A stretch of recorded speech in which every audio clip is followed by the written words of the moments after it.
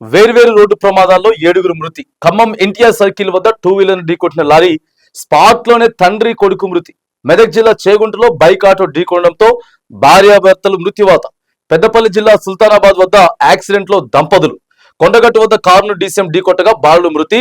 వేర్వేరు ప్రమాదాల్లో నిన్న 7 మంది చనిపోయారు.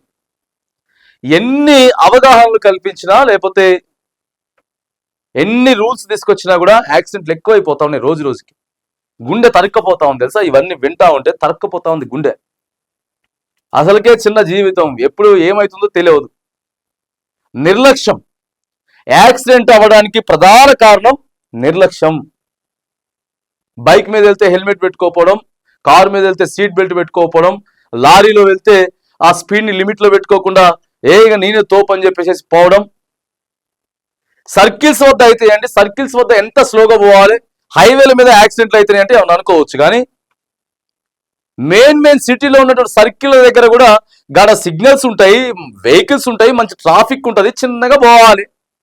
నిర్లక్ష్యం, కేవలం నిర్లక్ష్యం వల్లనే ప్రమాదాలు జరుగుతూ ఉన్నాయి. నిర్లక్ష్యాన్ని వీడండి, దయచేసి నిర్లక్ష్యాన్ని వీడితే. ఎందుకంటే చాలా మంది యాక్సిడెంట్ రేట్స్ పెరిగిపోతా ఉన్నాయి. ప్రమాదాల రేటు మన తెలంగాణలో చాలా పెరిగిపోతా ఉన్నాయి. తెలంగాణ బిడ్డలు చనిపోతా ఉన్నారు. ఆ కుటుంబంలో, ఆ గ్రామంలో విషాదం, చాలా దారుణమైనటువంటి పరిస్థితులు ఉంటా ఉన్నాయి. కాబట్టి దయచేసి డ్రైవింగ్ చేసేటప్పుడు, రోడ్డు మీదకి వెళ్ళినప్పుడు మాత్రానికి నిర్లక్ష్యంగా ఉండకండి.